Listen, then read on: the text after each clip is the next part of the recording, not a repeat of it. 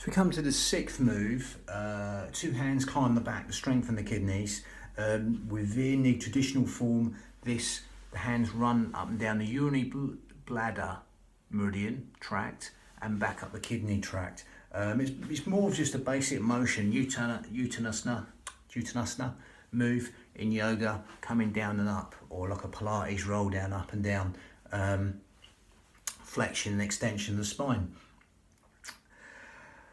As of all kidney bending exercises, they help the kidneys, etc. So that's more traditional, with electromagnetic rivers, the meridians and organs and emotions linked to them. Not going too far down that. We're going down the path of Pilates yoga and hypnotherapy with the breath, a bit of a mixture of the breath in a breath synchronized vinyasa manner with emotions. So don't get too caught up on it. You don't have to knowledge, you just feel the benefits as you do it, like just feeling good. It's just mind candy. Don't get too caught up. So again, just motion. That's all it is. Movement's good, whatever it is, and with whatever breath. So straight in, we're going to zip up pelvic floor, scoop out your abdominals, take the navel towards the spine, and just start with the breath. Okay, nature's rule, not mine, just to find our balance with the breath before we start. So we're going to breathe in through the nose and exhale through the nose. So we're going to exhale through pursed lips. Let's start with that, keep it simple. So we're going to breathe in through the nose and exhale through pursed lips. So the usual Pilates breath. Okay, zip up pelvic floor, scoop out your abdominals, navel towards the spine. Okay. If you want to sort of have a little bit of awareness of what's going on there with the internal muscles, because sometimes it can be a bit like an amnesia. If you don't know these muscles are there, you can't use them in the correct manner. If you know they're there, you can use them in the correct manner. So just to see where the muscles are, bit of an awareness workshop moment. We just get the thumbs touching across the B-line of the body. The B-line from the hips come in here and they meet. That is the end of the pelvic floor, which links onto our corset muscle 3 layers deep, wrapping around our spine, the transverse abdominis. Okay, as we gather in, take the navel towards the spine, zip up pelvic floor. We just consciously engage their muscles. One won't go without the other though. As you can see from here, as you go back to the B line, bikini line, belt line, we're going to call that, from the top of the hips here, cough or sneeze, everything's going to come in. You find they go together as you do that. Okay, so again, take your hands away there. Just simply zip up pelvic floor, scoop out your abdominals, breathe in through the nose, and exhale through pursed lips. If you're sort of blowing out a candle through pursed lips. That exhale will work like a cough or a sneeze also. Help you also zip up pelvic floor and scoop out your abdominals. Now, as you're doing that now, you'll feel that breath coming low and deep to these fish gills, 3D style, organ deep, cell deep, even bone marrow deep, into these lower lobes of lungs, intercostals, the ribs, anywhere but the stomach. So we can use our transverse abdominis, the corset muscle, in the most efficient manner, helping us breathe anywhere but the belly button, helping us breathe into these lower lobes of lungs. It's what we call lateral thoracic breathing in Pilates. Helps us use the pelvic floor and that corset muscle we're talking about, the transverse abdominis, in the most efficient manner, helping us breathe anywhere but the belly button, helping us breathe into these lower lobes of lungs, the intercostals, the ribs, anywhere but the stomach. Lovely. So as you do that, you'll even, as I'd say, the analogy of opening an umbrella inside your rib cage. Someone's opening that umbrella inside your rib cage and letting go, or someone's just pushing out from inside your ribs and letting go. You'll feel that happening inside the ribs. Okay, as if someone's opening an umbrella inside your rib cage and letting go, or someone's just pushing out from inside your ribs and letting go. That lovely, free, expansive breath. Keep on breathing in organ deep, cell deep, even bone marrow deep, into these lower lobes of lungs, the intercostals, the ribs, anywhere but the stomach.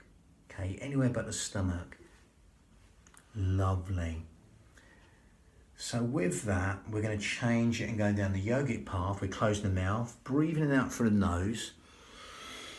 As you still zip up pelvic floor and scoop out your abdominals, and then go out through the nose instead of pursed lips. And that'll make it a little bit more yogic in a way, that more filtering breath. Through that smaller filter through the nose, that filters the breath even more and helps us lengthen the breath longer in a more sort of yogic manner.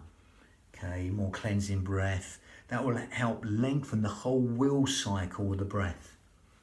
Okay, and as you do that, you will naturally feel the out breath wants to fall longer than the in breath. So just simply allow that to happen without even trying, or try not to try. Allow that to happen. And then consciously take your mind to that out breath. Okay, rather than the breath breathe you, you're going to breathe the breath. You take your mind to that out breath and consciously elongate the out breath longer than the in breath. Okay, quadruple it, double it, triple it, whatever you like. Make it longer than the in breath within your limits without forcing anything. Okay, and allow that simplicity to relax the mind. And as you do that, that will benefit the parasympathetic nervous system. Okay, all the things you don't think about, sleep, digestion, rest, and relaxation, will be benefited by elongating the out breath longer than the in breath. Okay, even cellular communication, organ communication and function, process elimination and assimilation with the body. Many, many things you don't think about. That renewal of the body will be benefited by elongating the out breath longer than the in breath. So that brings in the sort of hypnotic responses. Okay, again, you could be breathing in for 7, exhaling for 11. Everyone's count will be different. Not that we're counting anything. And that will bring in them hypnotic responses in the way that the in breath's conscious thought, the out breath is subconscious thought. So by extending the out breath within our limits, longer than the in breath, the out breath longer than the in breath, we're just allowing that relaxation to come in towards the body. Takes out that logical mind into that sort of trance-like, relaxed, natural hemisphere of the brain. Okay, now again, you don't have to know that, you just breathe as you still keep on zipping up pelvic floor and scooping out your abdominals. If you want to take this on a little bit further and make this a little bit more advanced yogic breath, to Ujjayi breath, optional. If you can't get it, don't worry, carry on breathing as you are, because that's more than good enough. But if you want to go further, you grip at your esophagus and create our Ujjayi breath, victorious breath in Sanskrit. So again, the only way is to demonstrate that as you breathe in and you exhale.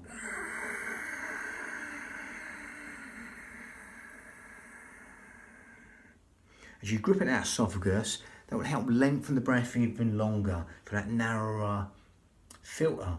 Again, Ujjayi breath. You're in a sort of Darth Vader breath. You breathe in for the nose, shoulders down, so we want to come up and exhale. It's not going with the mouth shut. That will stimulate the thyroid glands, which helps us weight control, etc. Helps us build the heat from the body, helps us fan the fire to burn all the toxins in the body. Okay. Again, don't underestimate the breath. You can cool your food down with the breath, or you can heat your hands up in winter with the breath. Okay, so again, consciously focus on the breath in a certain manner will help you build the heat in the body. Fan the fire to burn all the toxins in the body. Lovely. But again, if you can't get that, just carry on breathing naturally like we did. As you zip up pelvic floor and scoop out your abdominals. Very near Ashtanga breathing, Ujjayi breath, the seashore breath there. Okay, that lovely, soft, silky, whistling, raspy sound from the back of the throat.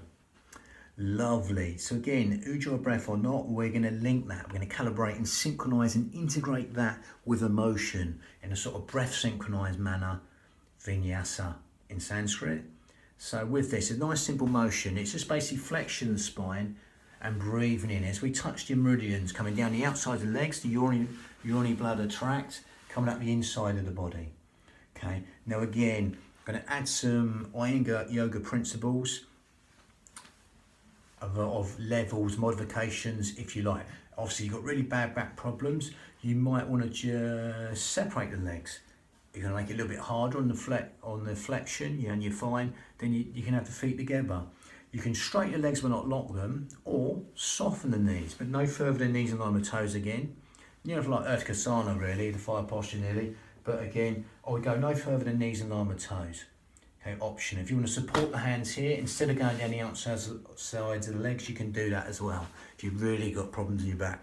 Okay, but again, I'm going to demonstrate the whole breathing pattern of the spine here, flexion, extension. But again, this is the motion. So I'm just going to, the battery saying it's low, to get rid of that. So again, hands start here, Shinsu on the kidneys.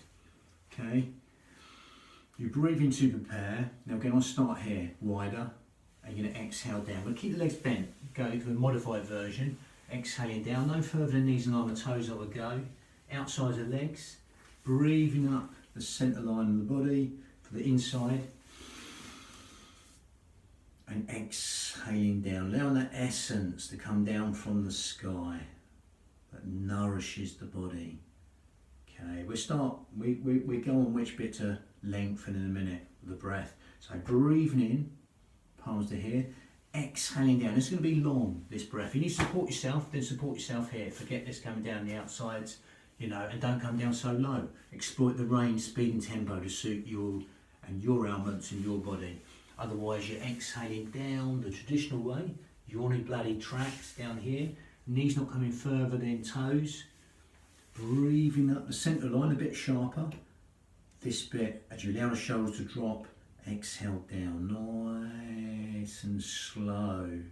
If you get there before the out breath finishes, because you'll lengthen the out breath, then just allow it to carry on exhaling. Then breathe in here, exhaling down. If you make it a little bit harder, you can just not soften these so much, straighten them but not lock them, or you can bring the legs in. Same deal, exhaling down, breathing in, coming up a little bit sharper through the crown, exhaling down. Remember the motion on the exhale is going to be longer time on that. Okay, breathe in, hands to here, gather in, think tiny waves, especially as you collapse inwards, navel towards the spine as if you've got a little ripcord behind your belly button, pulling in towards the spine. That magnet on your spine, pulling the belly button in as you exhale down, nice and long.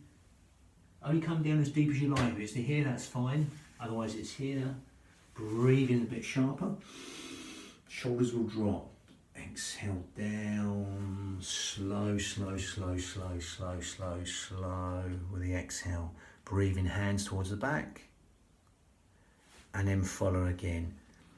Again, like I say, make it unique to you with the speed and tempo and the range. If you don't want to go in that deep, it's just here, that's fine, then do that. But gather in, throw in that corset, be safe for the back.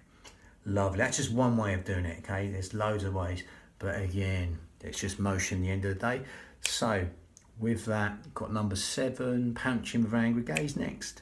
But that was number 6. 2 hands climb the back, strengthen the kidneys, bang.